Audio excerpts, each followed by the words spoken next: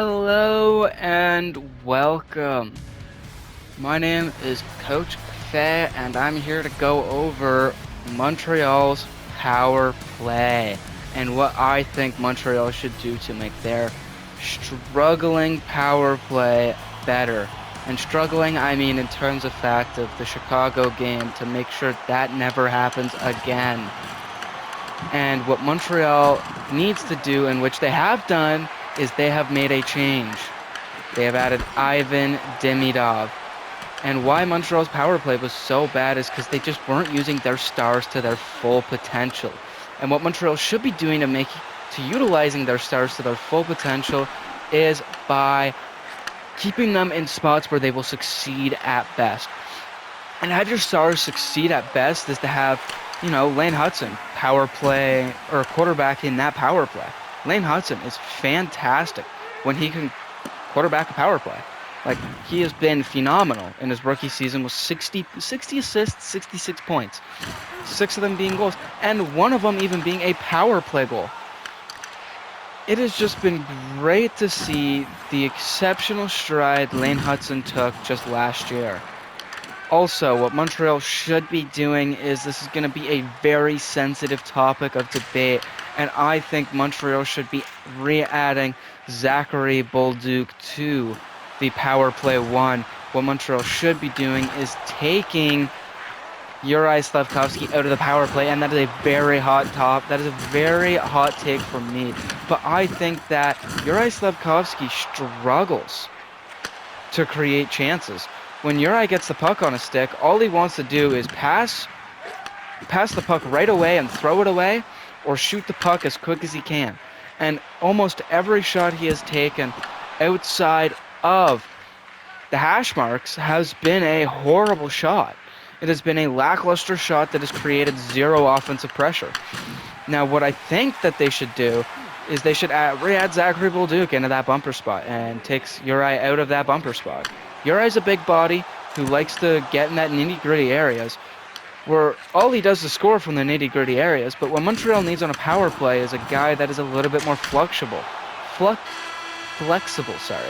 He should be able to fluctuate between that bumper spot and fluctuate to behind the net, fluctuate back up. Zachary Bolduc does a great job, and we've seen a fantastic goal from Zachary Bolduc in the Calgary game on the power play.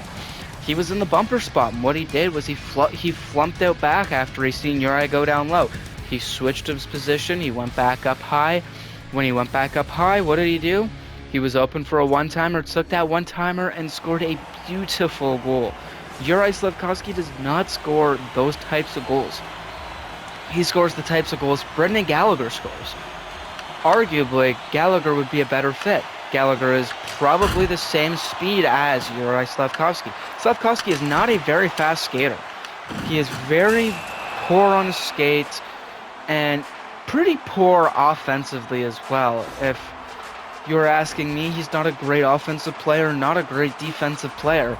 Most of the time, he is just out there skating. He's out there hitting cardio, like Joe Veleno is. But he's just out there more, which gives him more chances. He's on the first line. Of course he's gonna be out there close to 20 minutes a night. He's on the power play one. He's gonna be out there close to 20 minutes a night, depending on how many penalties the other team takes. But I think giving that second power play spot to Zachary Bolduc would be fantastic for Montreal. Bolduc is fantastic offensively this year. He has had one of the hottest starts we've seen from a recently acquired player. First 3 games, he had 4 points, 3 goals. Should have been 4 with a goal getting taken away. It was tipped off of, it was a shot from Carey that was tipped by Bolduc, but later overruled back to being a Carey goal. I do still think that was a Zachary Bolduc goal, but who's going to say anything about it now, I guess? No one really. The NHL made their decision. With that decision, Bolduc has docked goal, but I think Zachary Bolduc has been a much better player so far to the start of the season than Juraj Slafkovsky. I think Marty St. Louis has got to roll with what's hot. You want to go with what's hot. You go with the hot goalie like he's been doing and giving Dobish more starts. Dobish is 5-0. 7-0 if you want to count preseason. He has been great all year. Like, throughout the start of his 5 games, he has been one of the best goaltenders the league has seen. He's second in goals against, second in save percentage, and tied for second in wins as of the recording of this video. I would just like to say that Jacob Dobish has a chance if he plays more than 20 games, he has a chance to be in the Calder race. But going back to my point in the power play, giving Bolduc that bumper spot is just a better idea of having a power forward in that spot. Slav is still a developing player. Yes, developing. But he's been in the league 3 years. He's starting to make big boy money. I think that Montreal needs to kind of tell him that if you're not going to start making big strides in your game, you're going to start facing repercussions. And if that being putting him on the power play 2, then they should. I truly do think that he is one of Montreal's worst players when on the ice. On that first line role, obviously, I do think there are worse players on Montreal. I'm just saying he is one of the worst first line players in the NHL. I do think Montreal should add Bolduc into the bumper spot instead of Juraj Slafkovsky. Only because Juraj is just piss poor, per se, in my eyes. And Bolduc has been a much better player. And you roll with players who are hot. You tend to do it a lot as a coach. So what's the excuse for not giving Bolduc more time on ice? You know, he's hot. He's been hot. He's kind of cooled down a little bit. But that's because he's not receiving as much time on ice. His time on ice is starting to go down. Not up, which you'd like to see from when a player being hot. When a player's hot, you give him more time on ice. He has received the opposite of that. Marty St. Louis tends to do that with quite a bit of players. Like Arbor Xhekaj in the Edmonton game, he was really well. Besides for the one goal he was on ice against, he was playing really well. He was skating well, passing well, hitting well, but ended up receiving less minutes. And in the Vancouver game, 2 penalties docked his time on ice. Completely understandable. He did not play very well, but when players are hot, you kind of want to give them more time, and Marty tends to not do that. In the Edmonton game, he let Carrier, who wasn't playing well really at all, he let Carrier play more than he probably should have. And if I were him, I would have flipped that and flipped the Carrier and Xhekaj decision. Played Xhekaj a bit more than Carrier because Xhekaj was playing hot. But Marty St. Louis tends to just roll out with whatever lines. If the only time he'll really ever fix the lines is if someone's hurt, or if someone is literally playing at a bottom 5 level in the league as a bottom 5 forward or a bottom 5 defenseman, then he will change. Like Montreal starting to get more time on ice more playing time, I should say, to Jacob Dobish. Jacob Dobish is top 2 per se in stats this year in the league. And he's playing more games than Montembeault should, because Montembeault is bottom 5 in goals against average, goals against expected. He has been very horrible to start off this year. Do I think he'll pick it up? Of course I do. He played 60 games last year. Not all 60 games were wins, but he played very well. I do think he'll be able to do that. It just depends on when is he going to get hot. Is he going to get hot in mid-January again, or is he going to get hot in December? Is it going to be October or November? We'll find out, and we'll figure out a way to see when that is. I can't wait to see when he does get hot, hoping it is very soon though. Montreal does have kind of an easier schedule in the next 10 games, but easy is, well, an issue for Montreal. Montreal's easy games, easy wins have always been an issue. They seem to struggle against they play down a level when they're playing against bad teams, and they play up a level when they're playing against good teams. You see that a lot, and I would love to just see Montreal go out and just strive. I'd like to go see Montreal go out and play a bad team and just beat up on them. We have yet to see it so far, but I would love to see it. Every game so far this year has been pretty close, but it'd be great to see an uncompetitive game against a bad team. It'd be fantastic to see. Back to the power play, though. The main topic of this video. The power play. I think that adding Demidov is a great change that Marty St. Louis made. A great change. With him adding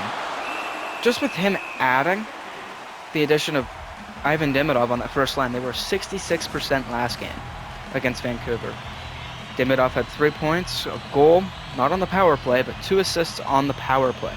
Both assists were pretty nice assists, finding that open man. The open man being, in one case, Yuri Slavkovsky, the guy I think should be on the second power play, and the other guy in Nick Suzuki passing it across the ice, faking a shot and passing it across to a wide open and pretty much an empty net for Nick Suzuki.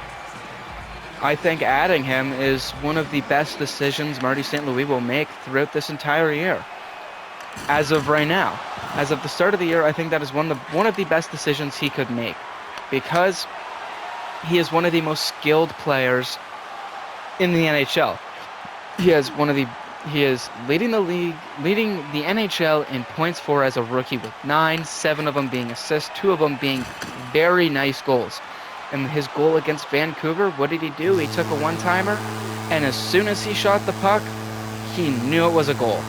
He shoots it and skates straight to the middle of the ice with his hand up, knowing it's a goal before the puck is even in the back of the net. That shows the confidence he plays with. That shows how good he really is, and when he plays with confidence, he is one of the best players in the NHL. He plays with confidence so well and so powerfully that it makes you inspired to watch him play. And honestly, I don't really have much else to say than playing the players in their spots. If you're Marty St. Louis, you should go out and play Nick Suzuki down low.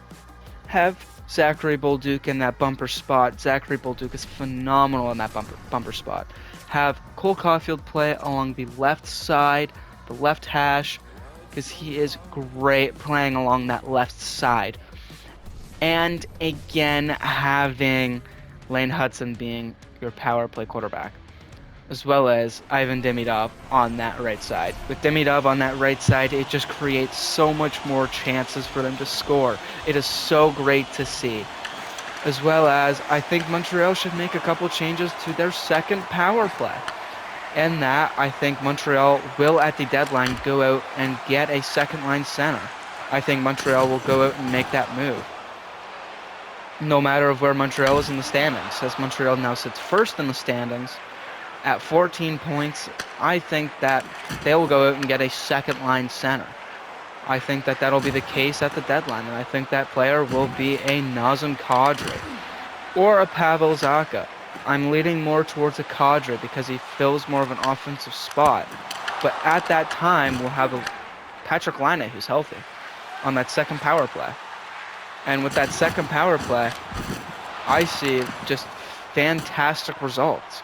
I see Montreal's 23% power play going from close to 28, even 30, adding in Patrick Laine and switching Dobson to Matheson, adding Nazem Kadri at the deadline, adding Slavkovsky now to that second power play unit, adding Gallagher even to that second power play unit, have Slav play up against the wall and have Gallagher play bumper, have Kadri play down low, have Matheson play up high, and have Laine be Laine, play in his Laine spot. I see Montreal having one of the best power plays if just adding a second line center like a Kadri, a Zacha. Adding one of those two players would make Montreal's second power play and second line phenomenal.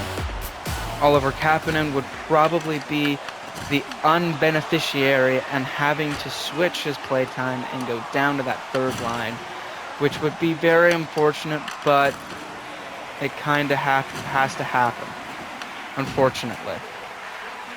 But adding Kadri to that would be a new hook Kadri Demidov line. Demidov would be able to easily stride in success with a powerful offensive playmaker who can score goals. We have seen Newhook start to pick up his pace, but Newhook has been one of the worst players defensively. Or offensively, sorry. He has been one of the worst finishers. He can barely score goals. He has been very, I would like to say, piss poor in the finishing aspect. He has been one of the worst players to finish in the league. I think that he should be taken off of the second power play and be kind of more, flipped to a defensive spot and start playing the penalty kill. He is very fast and very capable defensively. I just don't think he's a very offensive player if you are kind of understanding that to me. Like understanding kind of what I'm getting at. He lacks he lacks offensive capability, sorry. He lacks offensive IQ. He lacks finishing. He's very fast, very skilled, but just can't score goals. And if you give a guy who can finish, like a Nazem Kadri, Newhook will have close to 60 assists by the end of the year. He's already at 7. I could see that easily becoming to a Lane Hudson type stat and being close to 60 on that second power play, or on that first power play, sorry.